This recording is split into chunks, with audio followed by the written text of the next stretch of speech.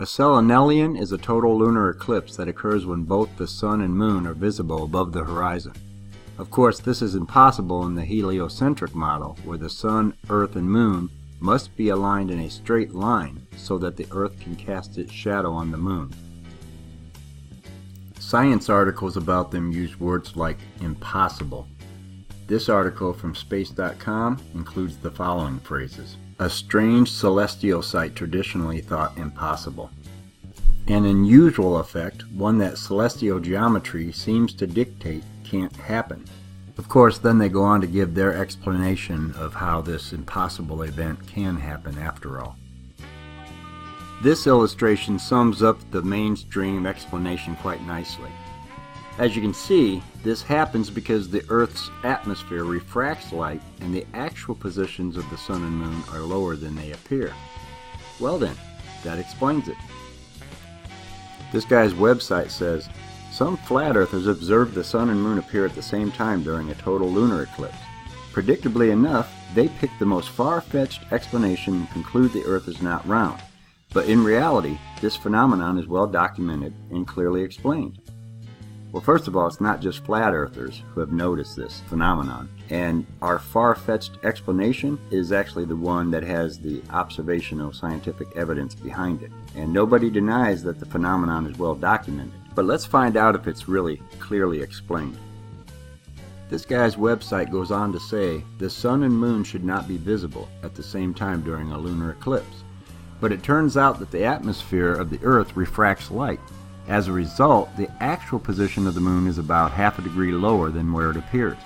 And the same thing happens with the sun at the opposite point in the sky. So let's remember that half a degree discrepancy while we tweak this diagram a little bit. First, let's complete the circle of his Earth and put the sun and moon down here where they actually should be during a total lunar eclipse. Next, we'll get rid of his 50-mile tall guy and replace him with something more appropriate for this scale. And let's go ahead and put in a horizon line for our new smaller guy. He cannot see a single thing below this red line because people cannot see around a ball Earth or through a ball Earth. How's that projected refraction theory holding up on the plausibility meter now that we're seeing it a lot closer to the actual story we've been told? It's a little harder to wrap your head around it when the apparent sun and moon are being projected 6,000 miles up around a ball instead of the few miles this guy's diagram shows, right? And what was that he was saying about the actual moon and sun being only a half a degree lower than the apparent moon and sun? Yeah, he was about 43.5 degrees off. But we know the globe proponents will say that I haven't drawn the sun, earth, and moon to scale, and so my analysis doesn't count. Of course, this guy's diagram is just fine because it supports the mainstream narrative, right? Let's not worry about the fact that refraction of this nature has never been scientifically verified. Sure, we've all seen the mirages on a hot road and the upside-down boats on top of the original boat, but nobody has ever witnessed a reflection, refraction, or mirage of something that couldn't itself also be seen at the same time.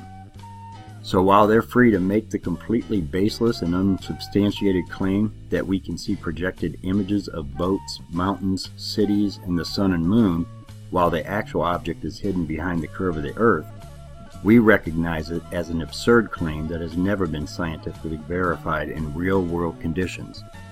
We know from observational evidence that these atmosplanic distortions only occur when the actual object is also within our sight.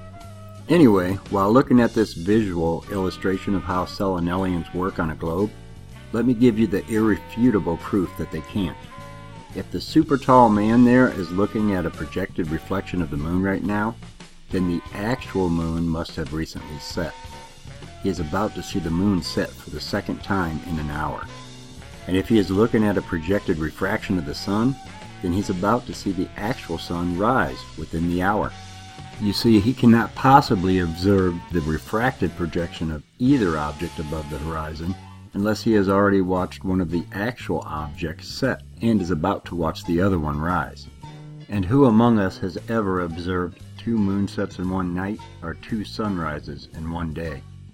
So while I finish my video with this selenelion footage, try to pinpoint the exact moment when the real moon sets and we begin to observe the refracted image moon. And remember that the real moon must be passing through the umbral shadow of the Earth before we see the shadow on the projected image moon, which means the real moon set a long time ago. Now ask yourself if you really believe that crap.